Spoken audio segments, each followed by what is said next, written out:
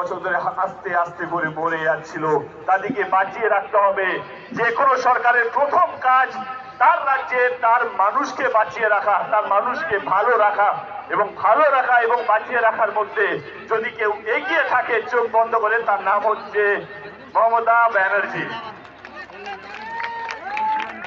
এইবারে আপনারা বলুন, কে জিতবে কে হারবে সেটা পরের কথা। যদি যদি কাজ নিয়ে যদি ভোট হয়, কে সবচেয়ে বেশি কাজ করেছে সেটা নিয়ে যদি ভোট হয়, কে কতটা মানুষকে ভালো রেখেছে সেইটা নিয়ে যদি ভোট হয়, কে কতটা মানুষকে শান্তিতে রেখেছে সেইটা নিয়ে যদি ভোট হয়, কে হিন্দু মুসলিম না করে মানুষকে এগিয়ে রেখেছে সেইটা নিয়ে যদি ভোট হয়, চোখ বন্ধ করে বলুন কে জিতবে তাহলে। আর যদি আপনারা আমাদের দেশকে ভালোবাসেন, এগিয়ে নিতে যান, তাহলে একটা জিনিস আপনাদেরকে আমি অনুরোধ করব, যাকে ইচ্ছা ভোট দিন, কিন্তু ধর্মের নামে যারা ভোট চাইতে তাকে ভোট দেবেন না।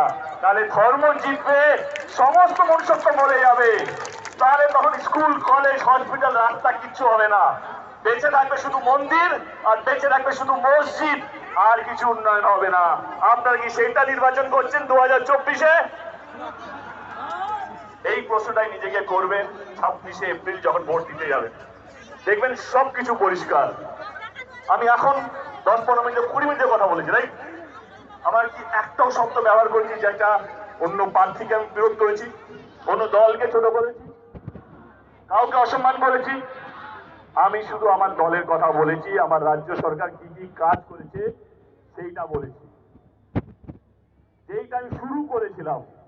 লোকে বলে না কেন আমি সৌজন্য না, যদি তোমার দল কাজ করে থাকে সেইটা নিয়ে গিয়েই মানুষের সামনে রাখো, মানুষ এমনি তোমাকে আশীর্বাদ করবে, এমনি তোমাকে বিশ্বাস করবে। এইটাই হচ্ছে সৌজন্যতা, এইটাই হচ্ছে কথা দিয়ে কথা রাখা। 26শে এপ্রিল আপনাদের এখানে নির্বাচন। আমি তো চাই মন থেকে বিপ্লব দা জিতুক, কিন্তু আমার থেকে বেশি দরকার বালুরঘাটের মানুষ কি চায়। আমার আওয়াজটা যদি, আমার কথাগুলো যদি বালুরঘাটে প্রত্যেকটা মানুষের কাছে যদি পৌঁছে থাকে, তাহলে এটা পরিষ্কার যে যেদিন ইভিএম মেশিন থেকে রেজাল্টটা বেরোবে 4 জুন, তাহলে এক কথায়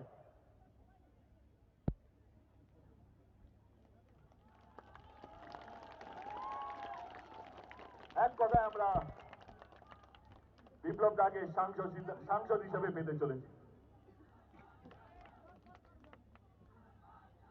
ভালো থাকবেন, সত্যির পাশে থাকবেন, এবং শান্তিতে থাকবেন। আর হ্যাঁ, বিপ্লবদার ইভিএম মেশিনে যখন যাবেন সকাল সকাল ভোট দিতে, তাহলে 2 নম্বর ইভিএম এ বাটন টিপে বিপ্লবদাকে বিপুল ভোটে জয়ী করুন। আরেকবার ভালো থাকবেন, অসংখ্য ধন্যবাদ। প্রচুর গরম পড়েছে, নিজেদের লক্ষ্য রাখবেন। জেতার পর আবার দেখা হবে। জয় হিন্দ, বন্দে মাতরম। অনেক অনেক